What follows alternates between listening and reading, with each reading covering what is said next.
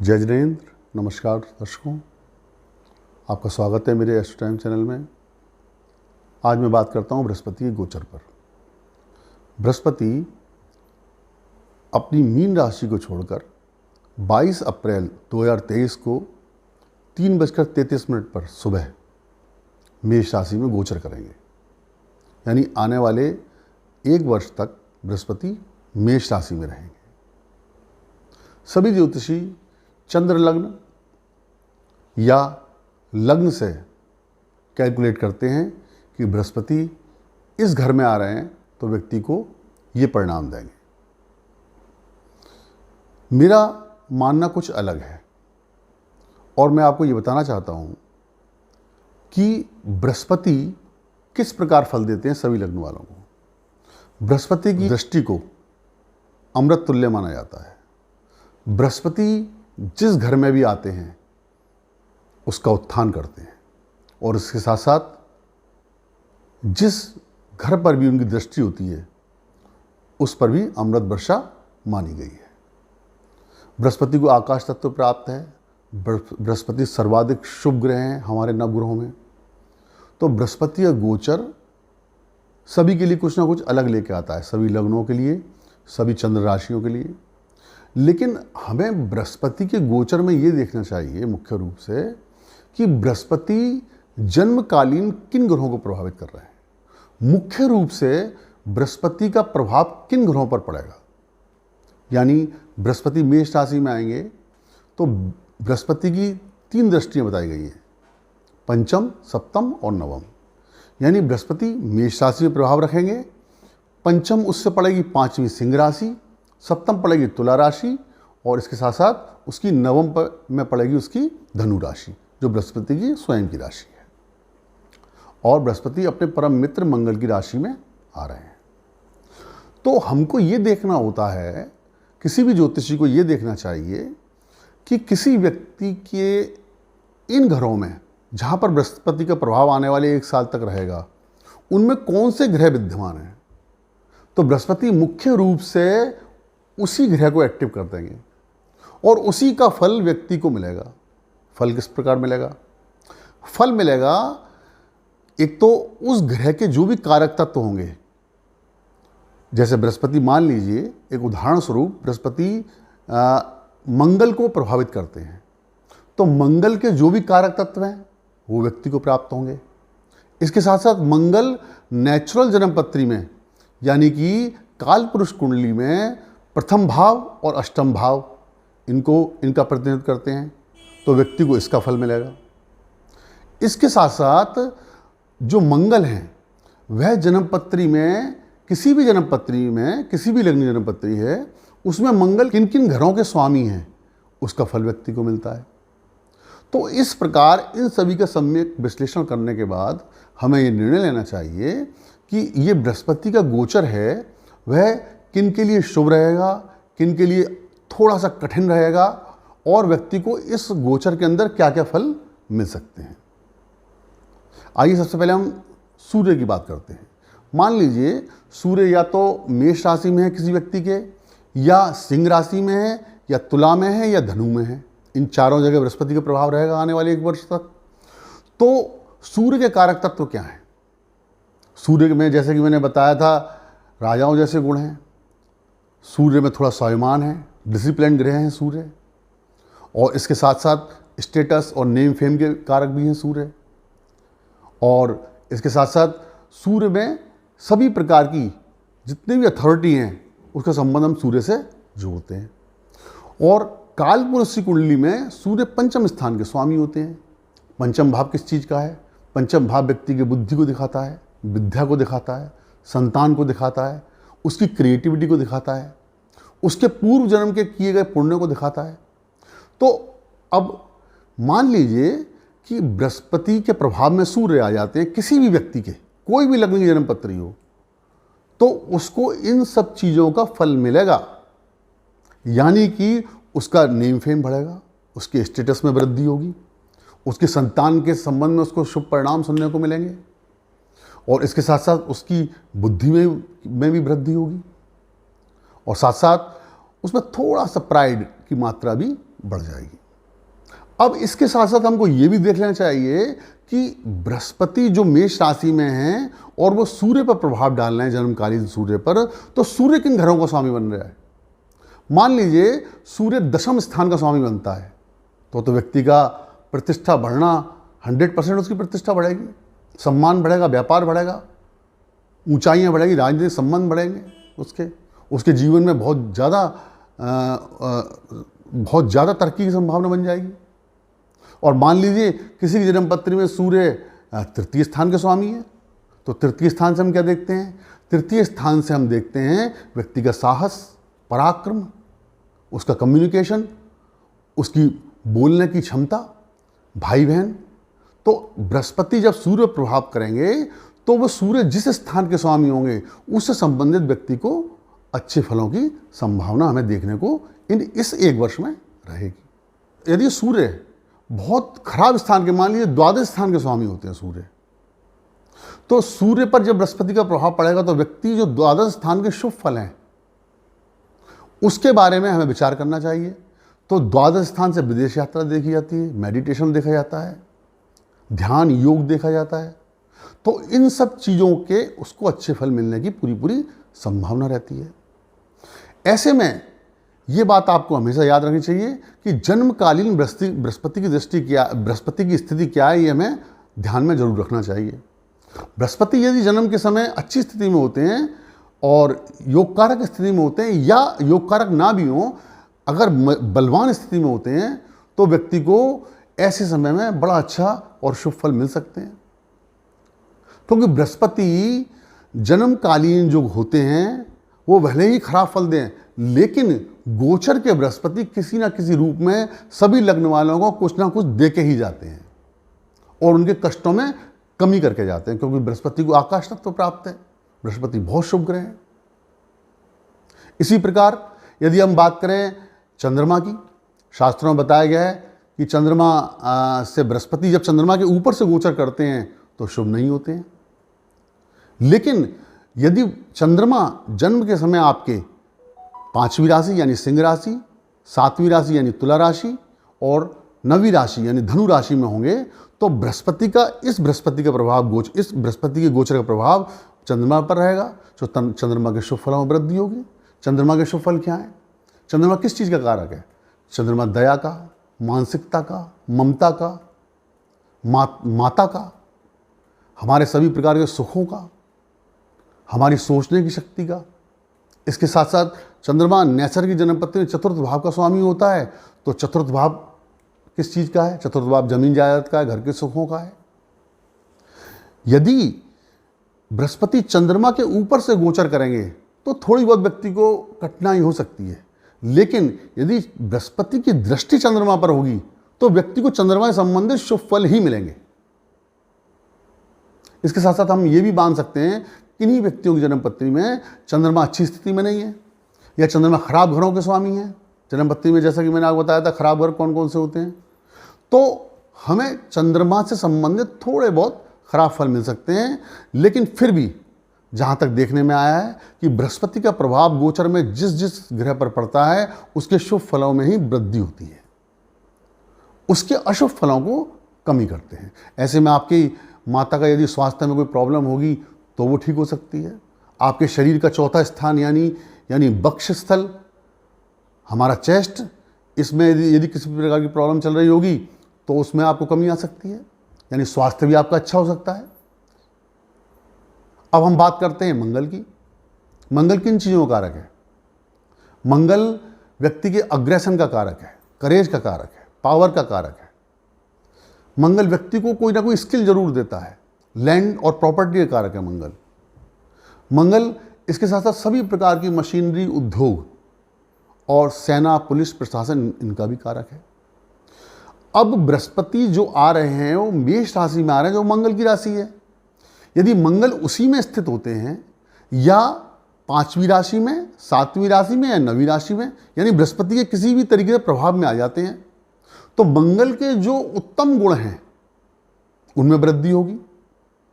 और इसके साथ साथ जो मंगल जिन स्थानों का कारक है, मान लीजिए जन्मपत्री में मंगल चतुर्थ स्थान का कारक है, यानी मकर लग्न की जन्म पत्री है तो मंगल आपको बहुत अच्छे फल दे सकता है। और यहाँ पर मंगल चतुर्थ का भी हो गया और लाभ स्थान का भी कारक हो गया और बृहस्पति के प्रभाव में आ गया, तो चतुर्थ स्थान के फल इस समय आपको पूरी तरह मिलेंगे। चतुर्थ स्थान के क्या फल होते हैं?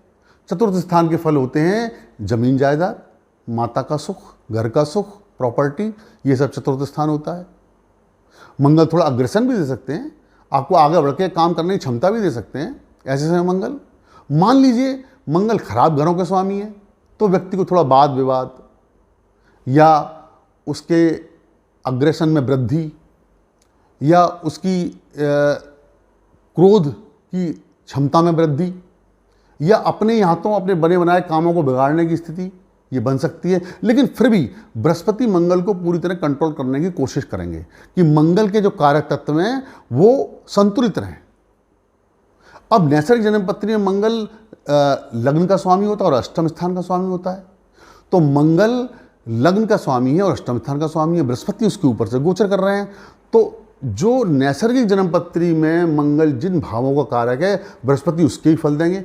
यानी मंगल देह कारक भी है, यानी व्यक्ति की बॉडी का प्रतिनिधि मंगल करते हैं।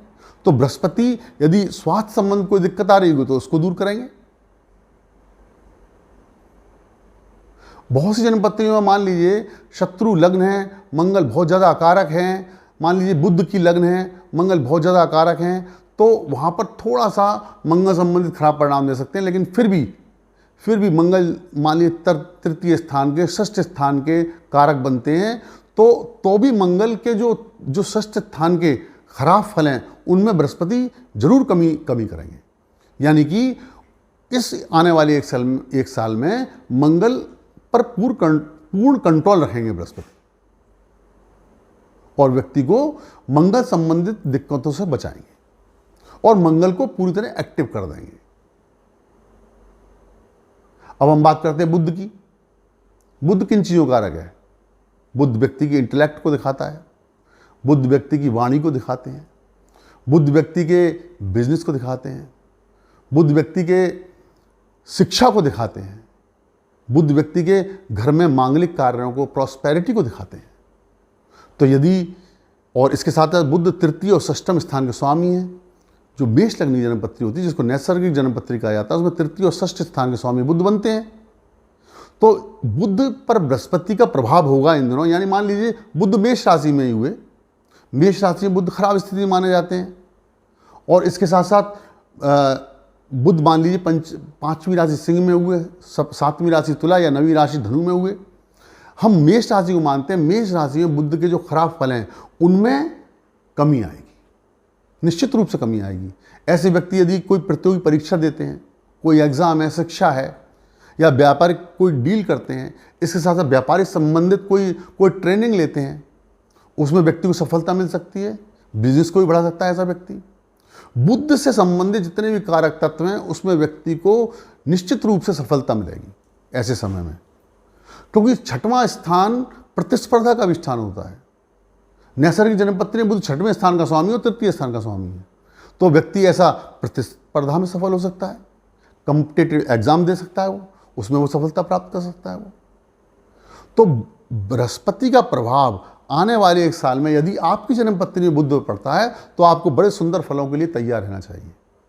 आपको बड़े ही सुंदर फल मिलेंगे और आपकी मानसिक शक्तियों में भी वृद्धि होगी, क्योंकि बुध मानसिक शक्ति भी दिखाता है। किसी बच्चे की जन्म पत्री में यदि वो स्टूडेंट है और बुध के ऊपर से गोचर कर रहे हैं बृहस्पति, यानी मेष राशि में उसके बुध हों या पंचम राशि या सप्तम राशि या नवम राशि में से राशि में बुध हों जन्मकालीन और बृहस्पति के प्रभाव में आई जाएंगे, तो ऐसा व्यक्ति बड़ा अच्छा कर सकता है, ऐसा बच्चा बड़ा अच्छा कर सकता है। यानी कि उसको बड़े अच्छे स्टूडेंट के रूप में उसकी पहचान बन सकती है इन दिनों। अब आप बात करते हैं बृहस्पति की। बृहस्पति के ऊपर से बृहस्पति का गोचर या बृहस्पति के प्रभाव में बृहस्पति, जन्मकालीन बृहस्पति जो आने वाला बृहस्पति है उसके प्रभाव में आ जाए, सब तरह की प्रॉस्पेरिटी बढ़ेगी आपका बहुत ज़्यादा उत्थान होगा, सामाजिक दायरा बढ़ेगा आपका, लोग आपको मानेंगे, आपकी सलाह को मानेंगे, आपके ज्ञान की प्रतिभा की इस समय बड़ी प्रशंसा होगी। बृहस्पति यदि खराब घरों के स्वामी भी हुए तो भी आपको परोपकार, दया, मान सम्मान सब कुछ देंगे, क्योंकि गोचर के बृहस्पति ये नहीं देखते हैं कि मैं किसको देख रहा हूं, वो मेरा कौन है, किस प्रकार का मेरे से उसका संबंध है, या वो इस पर्टिकुलर लग्न में किस भाव का स्वामी बनता है। बृहस्पति ये नहीं देखते हैं। बृहस्पति देखते हैं कि इसका उत्थान करना है, इसका उद्धार करना है। यदि जन्मकालीन बृहस्पति के ऊपर बृहस्पति का गोचर होगा या बृहस्पति की दृष्टि आ जाएगी ऐसे जन्मकालीन बृहस्पति पर, तो व्यक्ति को बहुत अच्छी तरक्की मिल सकती है। मान लीजिए बृहस्पति खराब घरों के स्वामी भी हुए तो उन खराब घरों के बुरे प्रभाव को ऐसे गोचर वाले बृहस्पति कम करेंगे। बृहस्पति नैसर्गिक जन्मपत्री में जो मेष लग्न की बनती है उसमें नवम स्थान और द्वादश स्थान के स्वामी होते हैं। नवम स्थान धार्मिकता का है, पुण्य का है, पिता का है, मान सम्मान का है, विदेश यात्रा का है, और इसके साथ साथ द्वादश स्थान भी विदेशी स्थान का है, कल्चर का है, विदेशी कल्चर का है या दूसरे कल्चर का है, मेडिटेशन का है, ध्यान का है, योग का है। तो बृहस्पति के इन कारक तत्वों में वृद्धि होगी। व्यक्ति के भाग्य के दरवाजे भी हो सकते हैं, क्योंकि नवम स्थान भाग्य स्थान भी है। उसके पिता का स्वास्थ्य में भी यदि कोई कमी चल रही होगी तो वो भी ठीक हो सकती है, क्योंकि बृहस्पति नवम स्थान के स्वामी है नैसर्गिक रूप से। अब हम बात करते हैं शुक्र की। शुक्र क्या दिखाते हैं? शुक्र व्यक्ति को की प्रॉस्पेरिटी, धन, उसकी जिंदगी में सुख सुविधाएं, उसके जीवन में मिलने वाले सुख उपभोग, इन सबको दिखाते हैं। नैसर्गिक कुंडली में बृहस्पति द्वितीय स्थान और सप्तम स्थान के स्वामी होते हैं। तो द्वितीय स्थान और सप्तम स्थान दोनों ही परिवार का स्थान हो गया। सप्तम स्थान स्त्री का स्थान है, द्वितीय स्थान परिवार का स्थान है। तो ऐसे बृहस्पति व्यक्ति के विवाह करवा सकते हैं, यानी उसकी विवाह की संभावनाएं पूरी तरह खुल जाएंगी। इसके साथ साथ द्वितीय स्थान धन का है, वाणी का है, कुटुंब का है, परिवार में मंगल कार्य हो सकते हैं, धन की वृद्धि होगी।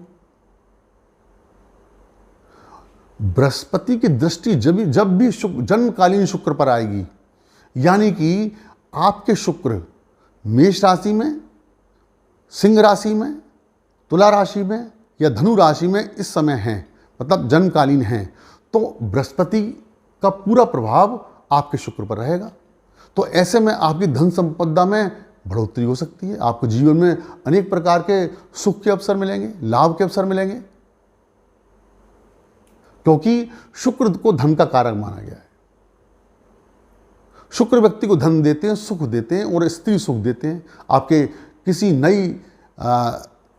नई स्त्री से भी आपके वो बन सकते हैं, रिलेशन बन सकता है, या आपके जीवन में कोई नया व्यक्ति आ सकता है। अब हम बात करते हैं शनि की। शनिदेव मेष लग्न के अंदर, मेष लग्न की जन्मपत्री हो यानी नैसर्गिक जन्मपत्री हो तो उसमें 10th हाउस और 11th हाउस इनके कारक हैं, इन स्थानों का प्रतिनिधित्व करते हैं। और इसके साथ साथ शनि जो है व्यक्ति को की कर्मण्यता को दिखाते हैं, उसकी न्यायप्रियता को दिखाते हैं, उसके प्रोफेशन को दिखाते हैं। अब नैसर्गिक जन्मपत्री में वो 10वें घर और 11वें घर के स्वामी बन गए और बृहस्पति की दृष्टि या युति में आ जाते हैं। यानी आपके जन्मकालीन शनि या तो मेष राशि में हुए या सिंह राशि में, तुला राशि में या धनु राशि में हुए, तो बृहस्पति का पूरा प्रभाव आ गया इस समय आने वाले गोचर में। तो ऐसे शनि आपको जीवन में अच्छी ऊंचाई दे सकते हैं। शनि के जितने भी बुरे फल बताए गए हैं शास्त्रों में, पाप ग्रह कहते हैं लोग, उनमें कमी आ सकती है। आपकी मेहनत को बढ़ा सकते हैं, आपको एप्रिसिएशन मिल सकता है। इसके साथ साथ आपके प्रोफेशन में और आपके मान सम्मान में वृद्धि हो सकती है। जीवन में आपको काफी उत्थान मिल सकता है और आय के कई प्रकार के स्रोत खुल सकते हैं आपके। शनि एकाग्रता के कारक हैं, विरक्ति के कारक हैं, जस्टिस के कारक हैं। तो आप में इन सभी गुणों की इन दिनों यदि आपके शनि बृहस्पति के जद में आ जाते हैं, बृहस्पति से प्रभावित होते हैं, तो आपके सभी इन गुणों में वृद्धि होगी और समाज में आपका मान सम्मान होगा। इसके साथ साथ शनि आपकी कोई भी लग्न हो, वहां के स्वामी हो, तो उस स्थान के शुभ फलों को बृहस्पति वृद्धि करेंगे। अब हम बात करते हैं राहु की। राहु और बृहस्पति में आपस में बिल्कुल नहीं बनती। यदि जन्मकालीन राहु पर बृहस्पति का गोचर होगा या राहु बृहस्पति के प्रभाव में आ जाएंगे तो व्यक्ति के दिमाग में इल्यूजन बढ़ेंगे, वो अनएथिकल हो सकता है, यानी गलत मार्ग पर जा सकता है, उसकी शारीरिक क्षमताओं में कमी आ सकती है, वो कोई बीमारी में फंस सकता है या किसी भी प्रकार के गलत कार्य करने की वजह से कानूनी शिकंजे में फंस सकता है, तंत्र मंत्र के चक्कर में फंस सकता है ऐसा व्यक्ति।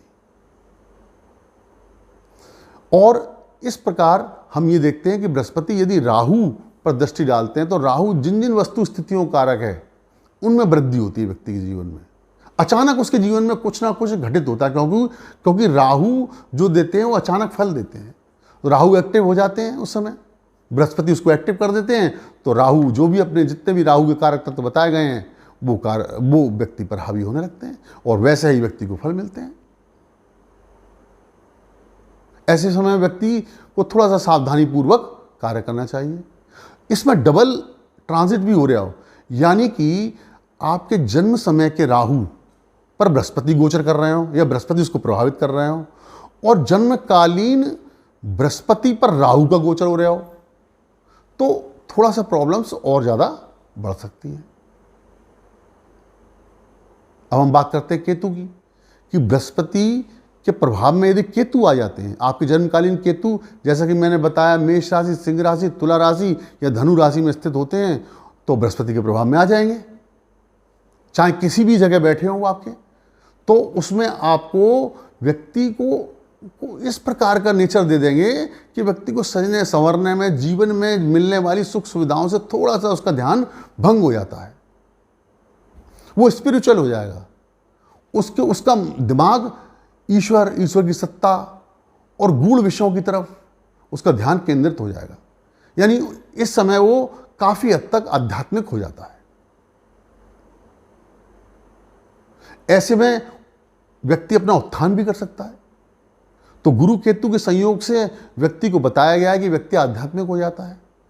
ऐसा व्यक्ति यदि व्यापार में है या किसी ऐसे कार्य क्षेत्र में है जिसमें बहुत ऊंच नीच चलती रहती हो तो व्यक्ति को टेंशन भी बहुत ज़्यादा रह सकती है, क्योंकि केतु सभी प्रकार की टेंशन देने के कारक है। और इसके साथ साथ हमें यह भी देखना चाहिए कि इस केतु पर, ये केतु आपकी जन्मपत्री में किस जगह बैठे हुए हैं जन्मकालीन, उसी हिसाब से कैलकुलेशन करना चाहिए।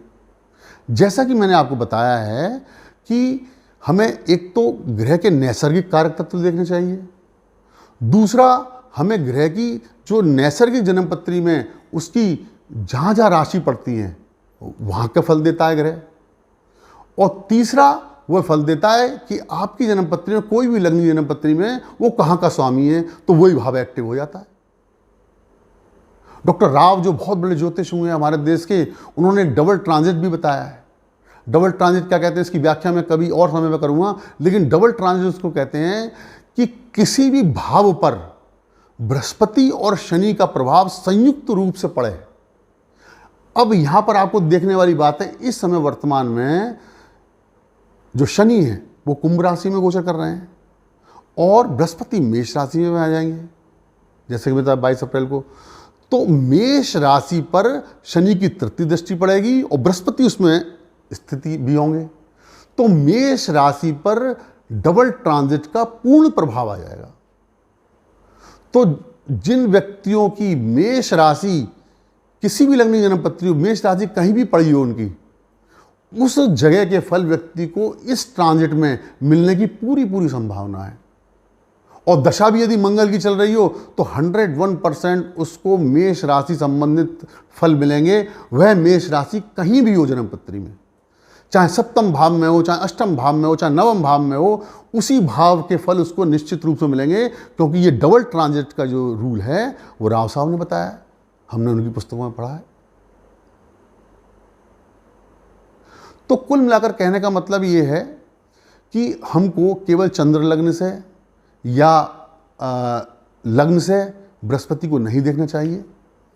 हमको ये देखना चाहिए कि आपका कौन सा जन्मकालीन ग्रह बृहस्पति के प्रभाव में आ रहा है, और बृहस्पति उसको किस प्रकार का इस समय फल देंगे,